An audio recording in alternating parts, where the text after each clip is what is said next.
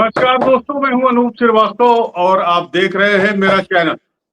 दोस्तों, आज इस लाइव डिस्कशन में हम बात करेंगे बिहार चुनाव के बारे में, बिहार चुनाव में चल रहे बेरोजगारी के मुद्दे, पलायन के मुद्दे के बारे में, और साथ ही साथ जिस तरह से कल मुख्यमंत्री नीतीश कुमार ने जो है सिपाही भर्ती परीक्षा के उम्मीदवारों को नियुक्ति पत्र बांटे हैं, और साथ ही साथ ये कहा कि ये सिलसिला अभी और आगे भी जारी रहेगा। तो इस पर बातचीत करने के लिए हमारे साथ बीजेपी के बिहार के प्रवक्ता राजेश पोद्दार जी मौजूद है। पोद्दार साहब, आपका बहुत बहुत स्वागत है। धन्यवाद धन्यवाद। पोद्दार जी, ये जो बिहार में कल नियुक्ति पत्र बांटे गए मुख्यमंत्री नीतीश कुमार जी के द्वारा, तो इस पर जो आपकी विपक्षी पार्टी है तेजस्वी यादव आरजेडी के नेता, उनका कहना है कि ये उनकी आप लोग नकल कर रहे हैं। उन्होंने जो है 17-18 महीने जब उनका राज था तो उन्होंने 5.5 लाख सरकारी नौकरियां बांटी थी। क्या कहेंगे आप? देखिए, जिस विषय पे आज श्रीवास्तव जी हम लोग बात कर रहे हैं बहुत अच्छा विषय है, और इस विषय पे जनता के, आपके माध्यम से जनता के बीच में रखना चाहता हूँ कि 2020 में हमारा जो संकल्प था, हमारी पार्टी की एनडीए का एक निर्णय था, भारतीय जनता पार्टी, जनता दल यूनाइटेड, जितने भी सहयोगी साथी था, उनके एक निर्णय था कि हम लोग 10 लाख नौकरी देने की बात कही। 10 लाख नौकरी जब हम लोगों की बात हुई तो 2021 में इसका वैकेंसी को निकाला गया। 2021 में जब वैकेंसी निकली विभाग के द्वारा, चाहे 7 निश्चय के द्वारा, पार्ट 2 के द्वारा, तो उस समय में हम लोगों ने नौकरी देने की बात कही, लेकिन दुर्भाग्य से 2022 में लगभग नीतीश कुमार जी ने मुख्यमंत्री रहते हुए तेजस्वी प्रसाद यादव जी के साथ चले गए। तेजस्वी जी ने 17 महीने की सरकार रही, लेकिन उस समय मुख्यमंत्री कौन था? नीतीश कुमार जी थे। नौकरी किनके रीजन में वैकेंसी निकाली गई? और भारतीय जनता पार्टी, जनता दल यूनाइटेड की के समय में निकाली गई नौकरी। वही नौकरी की बात तेजस्वी प्रसाद यादव जी करें कि 17 महीने में हमने नौकरी दी। नौकरी असल में बिहार के मुख्यमंत्री नीतीश कुमार जी ने अपने हाथों से देने का काम किया, पहला। दूसरा, जब नौकरी का वितरण दी जा रही थी, नौकरी अभ्यर्थियों को हाथ में सौंपा जा रहा था गांधी मैदान के अंदर, उस समय में तेजस्वी प्रसाद यादव जी की फोटो नहीं लगी थी, जिसपे पूरे बिहार में उस समय में महागठबंधन में बवाल भी हुआ था। आलोक मेहता शिक्षा मंत्री थे, उन्होंने कही कि हमारी सरकार, तेजस्वी जी की सरकार ने नौकरी दी। उसी समय में नीतीश कुमार जी ने उनका हाथ पकड़ लिया था श्रीवास्तव जी, और कहा था कि ये नौकरी जो है माननीय नीतीश कुमार जी की नौकरी है, आलोक मेहता जी, ये नौकरी बिहार सरकार की नौकरी है, राष्ट्रीय जनता दल की नौकरी नहीं है। ना राष्ट्रीय जनता दल ने इसकी घोषणा की थी। उस समय में माननीय नीतीश कुमार जी की ही फोटो लगती थी और किसी भी व्यक्ति की फोटो उसमें नहीं लगती थी। उस समय भी नीतीश कुमार जी ने क्लियर कर दिया। लेकिन रही आज की बात, हम जब करते हैं और आज की जो विषय है तेजस्वी जी की नौकरी की बात करें, तो पुराने, हम लोग श्रीवास्तव जी पुराने में जाएं तो उन्होंने बिहार के अंदर नौकरी दी, उसके बदले में रेलवे के समय में जमीन ली, जो अभी प्रतीक होता है, भ्रष्टाचार का प्रतीक होता है। और मामला जो पटियाला कोर्ट में चल रहा है, चाहे ईडी और सीबीआई के यहाँ इस मामला को चल रहा है, सारे मामले में कहीं ना कहीं तेजस्वी प्रसाद यादव जी नौकरी के बदले में जमीन लोगों को लिया है। तो इस तेजस्वी जी को बहलाने और फुसलाने की बात है। उन्होंने कब नौकरी की बात की? लालू जी के रीजन में लाठी में तेल पिलाते थे, बात करते थे। तेजस्वी जी के पिताजी राबड़ी देवी जी, माता जी, जब नौकरी की बात आई तो चरवाहा विद्यालय खोल दिया गया था बिहार के अंदर, कि ताकि विद्यार्थी चरवाहा विद्यालय में जाके पढ़े।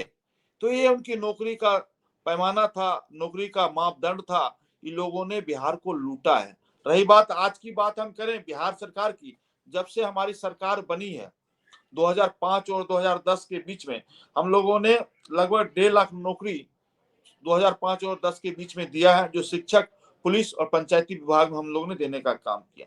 2010 और 15 की बात करें तो 2 लाख नौकरी उस समय भी हम लोगों ने 5 साल के वर्षों में देने का काम किया, शिक्षक नियोजन में, और स्वास्थ्य कर्मी और सिपाही को देने का काम किया। 2015 और 20 की बात करें, लगभग 1.25 लाख नौकरी हम लोगों ने दिया, जिसमें शिक्षक हैं, पुलिस है और क्लर्क को देने का काम हम लोगों ने किया है। और 2020 की बात करें तो हम लोगों ने 10 लाख नौकरी की घोषणा की और रोजगार भी हम लोगों ने दिया। आज बिहार के अंदर हम लोगों ने 30 लाख लोगों को रोजगार भी दिया है। और लेकिन 10 लाख नौकरी की घोषणा के बाद भी सरकार ने सोचा कि 12 लाख नौकरी हम लोग पूरा करेंगे। लगभग 2,25,000 नौकरी जो सिपाहियों को देने की बात आई, उस अभ्यर्थी को हम लोगों ने चयनित करने का काम किए हैं, जिसमें आप देख सकते हैं कि कल किस प्रकार बिहार के मुख्यमंत्री नीतीश कुमार जी, उप मुख्यमंत्री सम्राट चौधरी जी के नेतृत्व में और उसके बाद विजय सिन्हा जी के नेतृत्व में लगभग 21,000 अभ्यर्थियों को, पुलिस कर्मियों को हम लोगों ने नौकरी प्रदान की है। और बाकी रही 2 लाख नौकरी हम लोग सरकार, आने वाली सरकार चाहे या नवंबर में हम लोग पूरा करेंगे माननीय नीतीश कुमार जी के नेतृत्व में। तो इस काम मतलब को आपने जो आंकड़ा बताया राजेश भाई, तो उसका मतलब कि आपने अभी तक जो 20 साल का शासन है उसमें तकरीबन जो आंकड़े आप बता रहे हैं उसके हिसाब से 7 लाख रोजगार आपने, सरकारी नौकरी की बात कर रहा हूं मैं, 7 लाख सरकारी नौकरी आपने मुहैया कराए हैं। अगर टोटल जो आप अभी आंकड़ा हमारे सामने पेश कर रहे थे तो बात तो 10 लाख की थी, तो 10 लाख में ये जो टारगेट था 10 लाख या 12 लाख जो भी आप कह रहे हैं, ये कैसे पूरा करेंगे आप? नहीं, मैंने कहा कि 2005 से लेकर 2020 के बीच में लगभग 5 लाख नौकरी दी और 2020 से लेकर 25 तक लगभग हम अभी 10 लाख नौकरी दे चुके हैं लगभग में। और 2,25,000 जो हम लोगों ने पुलिस कर्मियों की नौकरी जो निकाली है वो नवंबर के माह में हम लोग पूरा कर लेंगे, जिसमें 21,000 नौकरी का कल मुख्यमंत्री जी ने अपने हाथों से अभ्यर्थी को देने का काम किए। लगभग हम 12 लाख को पूरा करेंगे नवंबर तक और उस पे हम लोग चयनित करने के लिए, उसके एग्जाम लेने के लिए मुख्यमंत्री जी ने काम शुरू कर दिया और कैबिनेट ने ही पास किया है। जून के माह में कैबिनेट ने पास कर दिया है कि इस नौकरी होनी चाहिए 2025 की जून में। और रही बात लगातार जो चयनित हो रहे हैं, और हम लोगों का लगातार है कि बिहार के अंदर एक विकास मॉडल खड़ा हो और हम लोगों ने करके दिखाया। देखिए श्रीवास्तव जी, आज विषय बिहार विकास की बात थी और विषय गुजरात की विकास की बात थी। एक सपना के किसी ने साकार किया तो अटल बिहारी वाजपेयी जी ने सपना को साकार किया। अटल बिहारी वाजपेयी जी की इच्छा थी कि बिहार विकसित हो, गुजरात विकसित हो, और 2 लोगों को चयनित किया, नीतीश कुमार जी को, देश के प्रधानमंत्री जो अभी तत्कालीन है, और लेकिन मुख्यमंत्री के तौर पे उनको भी लगता है हमारा संपर्क उनसे टूट गया है। तो इस तरह से राजेश पोद्दार जो भारतीय जनता पार्टी के प्रवक्ता हैं, इनका कहना है कि नीतीश सरकार जो पिछले 20 सालों में यहाँ पर शासन कर रही है बिहार में, उसने 15 लाख जो है वो नौकरियां मुहैया कराई हैं। तो काफी बड़ी जो है ये उपलब्धि मानी जा सकती है अगर बिहार सरकार की बात करें तो। बावजूद इसके जो है अभी भी काफी कुछ काम करना बाकी है। जैसे 2 मुख्य कारण हैं जो इस बार बिहार चुनाव में सामने आए भी हैं, और वो है पहला वो है कि सबसे बड़ा जो मुद्दा उठा है वो है पलायन का। पलायन कैसे रुके बिहार से?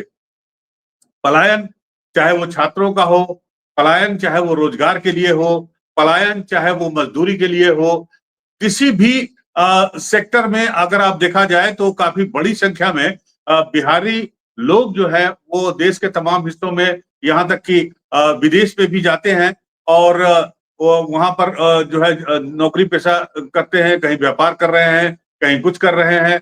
और इस मुद्दे को इस बार चुनाव में बड़ी जोर शोर से उठाया गया है और इसे उठाने वाले हैं सबसे अगर मुखर तरीके से कोई उठा रहा है तो वो है प्रशांत किशोर। उसके बाद तेजस्वी यादव ने भी कल परसों एक बयान दिया जिसमें उन्होंने कहा कि तकरीबन 2,90,00,000 की जो आबादी है वो बिहार से पलायन की हुई है।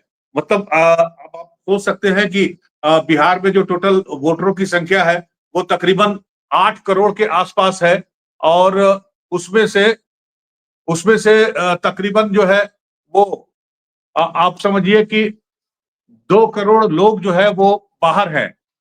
और तो पलायन इस तरह से बहुत बड़ा मुद्दा है। राजेश जी से हमारा संपर्क फिर से स्थापित हो गया है।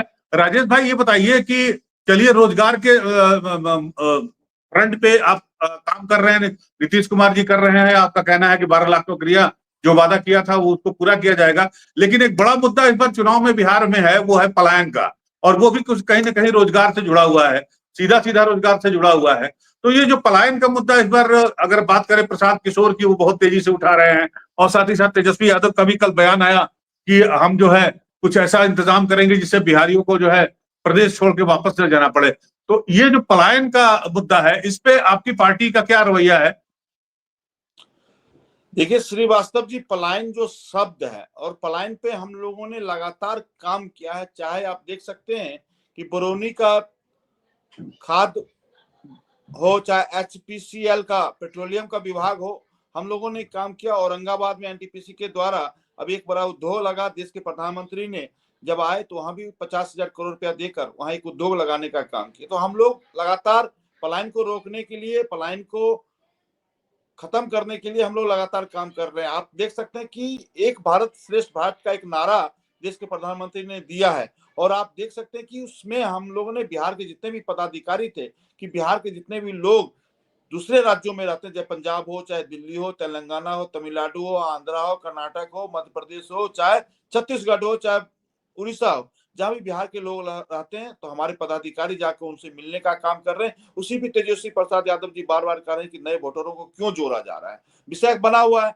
लेकिन हम लोग उनको लाने के लिए तत्पर तैयार हैं, उनको अपनी मातृभूमि से जोड़ने के लिए तैयार हैं। लेकिन दूसरा तरफ जो महागठबंधन के लोग हैं, उनसे मैं पूछना चाहता हूं कि आपकी सरकार थी, बिहार में लगभग श्रीवास्तव जी 23 मुख्यमंत्री आज तक बने हैं, 23 और 23 में 18 कांग्रेस का था, और 18 कांग्रेस के मुख्यमंत्री ने आज तक किसी मुख्यमंत्री ने 5 साल का कार्यकाल नहीं पूरा किया। एक मुख्यमंत्री, प्रथम मुख्यमंत्री बिहार के कांग्रेस के कृष्ण बाबू ने 5 साल का कार्यकाल पूरा किया। 17 मुख्यमंत्री का पलायन हुआ, पलायन शब्द वहीं से आया। और कोई भी ऐसा मुख्यमंत्री था कि 4 दिन, 16 दिन, 32 दिन, 3 साल, 2 साल, और सभी को कांग्रेस ने ठगा है। चाहे वो हम भोला शास्त्री की बात कर लें, चाहे हम सतीश सिंह की बात कर लें, चाहे दुर्गा प्रसाद यादव की बात कर लें, इन लोगों को इन्होंने ठगा है कांग्रेस ने। और कोई भी मुख्यमंत्री अगर 5 साल कार्यकाल नहीं पूरा करेगा तो बताइए श्रीवास्तव जी, बिहार का विकास कैसे होता? इन लोग पलायन करते रहे मुख्यमंत्रियों को। सिर्फ 5 मुख्यमंत्री जो बने हैं, जिसमें पहला महागठबंधन के महामाया प्रसाद बने थे, उनको भी इन लोगों ने उतार दिया। कर्पूरी ठाकुर जी बने, इतने अच्छे मुख्यमंत्री साबित हुए, और आज देखें भारत में भारत रत्न उनको देने का काम किए देश के प्रधानमंत्री, उनको भी इन्होंने नहीं छोड़ा। कर कर्पूरी, कर पूरा, धर अस्तूरा, ऐसे नारे लगा लगा के उनको भी उतार दिए। तो इन लोगों ने, कांग्रेस की रीति रही, रिवाज रही हमेशा फूट डालो राज करो। और उसके बाद 3 मुख्यमंत्री बने हैं। आप देखिए देश की आजादी के बाद एक लालू प्रसाद यादव जी बने, उनके कार्यकाल तो दुनिया जान रही है। राबड़ी जी बने, या नीतीश कुमार जी बने। नीतीश कुमार जी के काल लगभग 20 साल से चल रहा है, कहीं भी कुछ ऐसा नहीं है। उन्होंने बिहार को विकास के मॉडल पे, अटल जी के सपने को उन्होंने साकार किया, अटल जी के सपने को पूरा किया।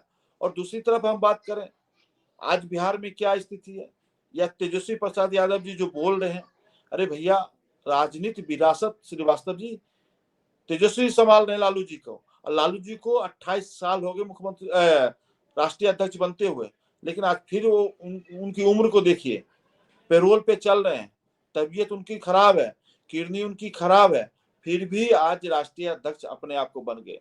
तो ये बिहार का है, और उस पर तेजस्वी जी ज्ञान दे रहे हैं। अरे भैया, आपको ज्ञान देना तो अपने नहीं पिताजी नहीं, से। देखिए वो उनका अंदरूनी मामला है, वो किसको अध्यक्ष बनाते हैं किसको नहीं बताते हैं। ये तो आप लोग भी कहते हैं कि परिवारवाद की पार्टी है, तो जाहिर सी बात है अगर परिवारवाद की पार्टी है तो परिवार का ही कोई अध्यक्ष बनेगा। लेकिन सवाल ये भी तो उठा रहे हैं वो लोग कि 20 साल से तो आप भी शासन कर रहे हैं, तो 20 साल में ये जो पलायन का मुद्दा है या ये पलायन की समस्या है, इसको रोकने के लिए कोई ठोस उपाय क्यों नहीं किए गए? हम वोटर वाले पे बाद में आएंगे, पहले इस बात का आपको जवाब देना चाहिए। विपक्ष भी लगातार आपसे पूछता है कि आप उनके 15 साल के जंगल राज की बात करते हैं, लेकिन अपने 20 साल के बारे में आप नहीं बताते कि 20 साल में ऐसा क्या आपने ठोस कदम उठाया जिससे पलायन को रोकने में थोड़ी सफलता मिलती। नहीं, बिहार के अंदर औसतन देखिए, जो एनसीआरबीसी का डाटा है या नीति आयोग कर रहा है, कि बिहार में शिक्षा में, स्वास्थ्य में, पलायन में बिहार ने 96% 2005 के बाद सुधार किया है।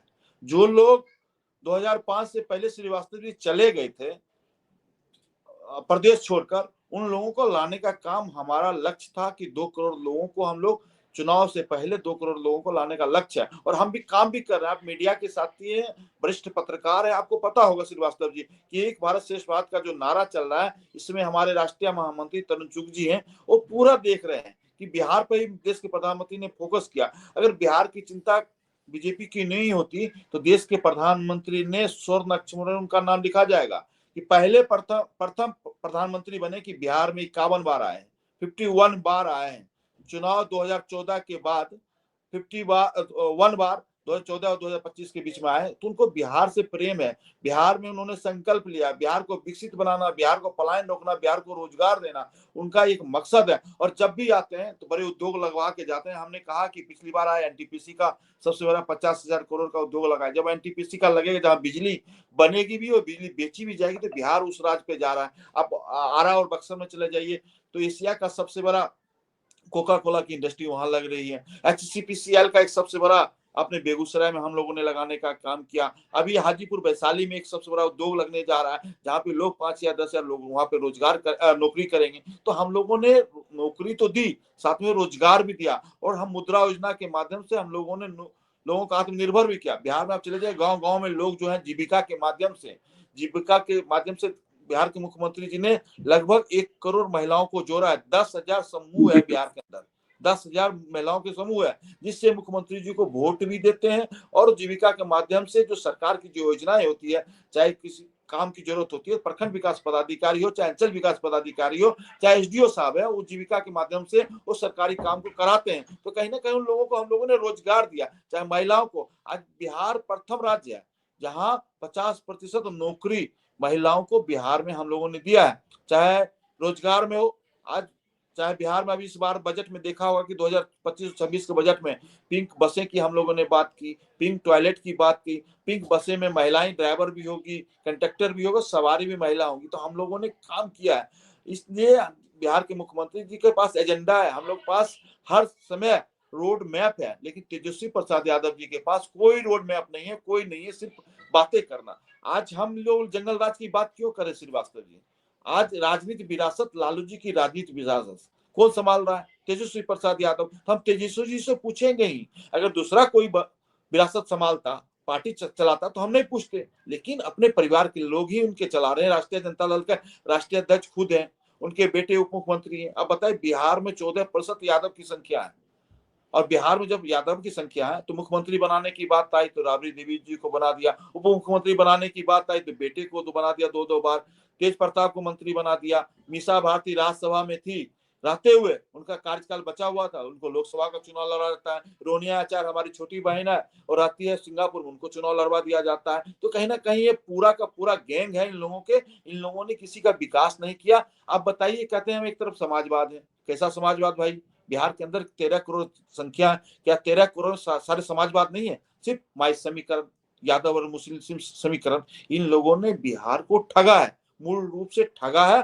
और ठगने का काम कर रहे हैं। आज भी लालू प्रसाद यादव जी का आपने देखा होगा अपने जन्मदिन पे एक उनके विधायक बाबा साहब अम्बेडकर जी ने संविधान लिखा, जिनके प्रस्तावना से आज देश चल रहा है, आज उनकी तस्वीर अपने पैरों पर रखते हैं। तो कहीं ना चलिए, कहीं इस पे तो हम लोग कर चुके हैं बहस। माफ कीजिएगा, आपको टोक रहा हूं। अब आखिरी सवाल आपसे ये पूछना चाहता हूं कि बड़ा गर्म है पिछले 48 घंटों से माहौल, बिहार का ही नहीं बंगाल का भी गर्म हो गया है। ममता बनर्जी कह रही है कि बिहार के बहाने बंगाल पर निशाना साधा जा रहा है। ये वोटर लिस्ट में जो अचानक बदलाव की बात हो रही है, तेजस्वी यादव सहित कांग्रेस पार्टी महागठबंधन के सारे लोगों ने कल एक प्रेस कॉन्फ्रेंस भी की थी, आपको पता होगा। तो अचानक से जो चुनाव आयोग का ये फैसला है या नोटिफिकेशन है कि भाई आपको जो है माता पिता का जन्म प्रमाण पत्र या निवास प्रमाण पत्र देना होगा, अगर 87 से 2003 दिसंबर के बीच में पैदा हुए हैं, तो 2003 के बाद अगर पैदा हुए तो भाई आपको जो है माता पिता दोनों का देना होगा। तो ये कह रहे हैं तेजस्वी यादव की ये प्रैक्टिकली पॉसिबल नहीं है। आप अब समय बिहार का में बाढ़ का सीजन शुरू हो गया है, लोग बाहर का, ज्यादातर लोग बाहर रहते हैं, गरीब हैं, पिछड़े हैं, दलित हैं, तो कागज कहां से लाएंगे? देखिए, बिहार के लोगों के पास आज तेजस्वी प्रसाद यादव जी प्रश्न उठा रहे हैं, उनको चिंता है। मैंने कहा ना, एक समीकरण है, घुसपैठिए का समीकरण है, माय समीकरण है। इस कारण से उस जान रहे हैं कि जो अति पिछड़ा दलित, इनका वोट बनेगा, वोट बैंक होगा, वो जो है वोट किसको देगा? भारतीय जनता पार्टी को देगा। इसीलिए उनको चिंता बनी हुई है, बार बार कह रहे हैं। जहां पे उनका वोट खत्म होता है वहां से हमारा स्टार्ट होता है। उनका वोट बैंक 35% है, हम 35 से स्टार्ट करते हैं। हमारे पास 30% तो अति पिछड़ा पिछड़ा का वोट है, जिनके लिए देश के प्रधानमंत्री ने काम किया, चाहे ईबीसी के माध्यम से हो, चाहे आपके पिछड़ा अति पिछड़ा जो आयोग बना के माध्यम से हो, हम लोगों ने काम किया है। इन लोगों ने इसलिए चिंता है। और एक बताते हैं, हम दलित भाई हैं, क्या दलित का वोट का अधिकार नहीं? उनके वोटर में अगर हम नाम डालते हैं तो हम अपने लोगों को पहचान रहे हैं, लेकिन उनको चिंता है घुसपैठियों को, जो बंगाल के रास्ते बिहार में घुसते हैं, जो बंगाली हैं, बांग्लादेश से आते हैं। तो इन लोगों का जो घुसा हुआ वोट, वो वोट जो बना के ये लोग रखे हुए हैं, उसको हम लोग चिन्हित कर रहे हैं, उसमें चुनाव आयोग कर रहा है, तो इसमें इनको क्या दिक्कत है? ये सिर्फ राजनीति करना है, इनको किसी ना किसी तरह बहलाना फुसलाना है। बिहार की जनता बेखूबी से जानती है श्रीवास्तव जी कि वोट किसको देना है, हमारा विकास कौन कर सकता है। इसीलिए आप देखिए, इनके यहाँ एक एक गाना चलता है, एक एक गाना चलता है, गमछा घुमाते हैं। हम तो कहते हैं कि लालू प्रसाद यादव जी की उम्र लंबी हो, ऐसी तरह महागठबंधन को आशीर्वाद देते रहें, और लालू जी जब तक जिंदा रहेंगे तो बिहार की जनता एनडीए की सरकार बनेगी, बीजेपी और नीतीश कुमार जी की सरकार बनती रहेगी। नहीं तो तेजस्वी तो ये कह रहे हैं, या कांग्रेस वाले पवन खेड़ा भी थे, आप देखे होंगे, कह रहे हैं कि भाई ये काम जो है चुनाव के बाद भी हो सकता था, क्योंकि इस काम में इतनी जल्दी 3 महीने में कैसे होगा?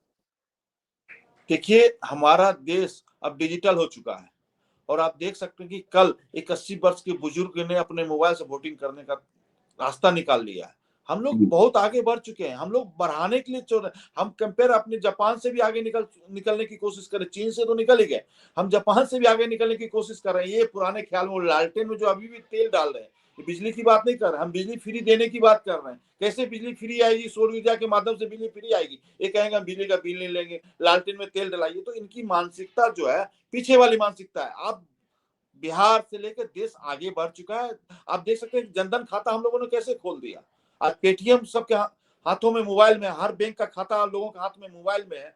और हाँ, पेटीएम हो, चाहे गूगल हो, चाहे किसी भी फोन पे हो, हर आदमी का बैंक अपने हाथ में आ गया है। तो हम लोग ने काम किया, डिजिटल किया। डिजिटल के माध्यम से अब 1 महीने में देखिएगा सर्वे हो जाएगा, 1 महीने में काम हो जाएगा। हर बूथ पे बीएलओ पहुंच जाएंगे, हर बूथ पे जाके सर्वे करवा के लोगों का कितने देर का काम है। ये सिर्फ इनको राजनीति करना है, किसी न किसी मुद्दे को उठाना है जिसका कोई लाभ नहीं है। एक बार भी बिहार के विकास की बात नहीं कर रहे हैं। आप चुनाव आयोग पर कभी लगा देंगे, जो संवैधानिक संस्था है, चाहे ईडी और सीबीआई पे उंगली उठा देंगे, इनका एक संवैधानिक संस्था है। इसलिए मैं कहता हूँ तेजस्वी जी, बिहार में एक अच्छा रोड मैप लेकर आइए, रोड मैप रखिए, उस पर काम कीजिए। कभी कहेंगे माँ बहन योजना, श्रीवास्तव जी माँ और बहन की योजना तो आप जान ही रहे, माँ को मुख्यमंत्री बना दिया, बहन को राज्यसभा लोकसभा भेज देते हैं। तो ये सब की योजना है, ऐसे है, इन लोगों का चलता रहेगा। ये बिहार में कभी विकास नहीं करेंगे, ना मुद्दा है इनके पास।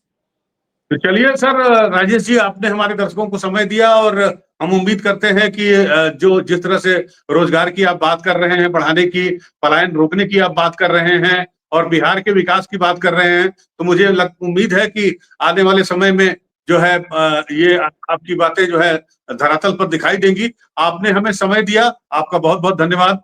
Thank you.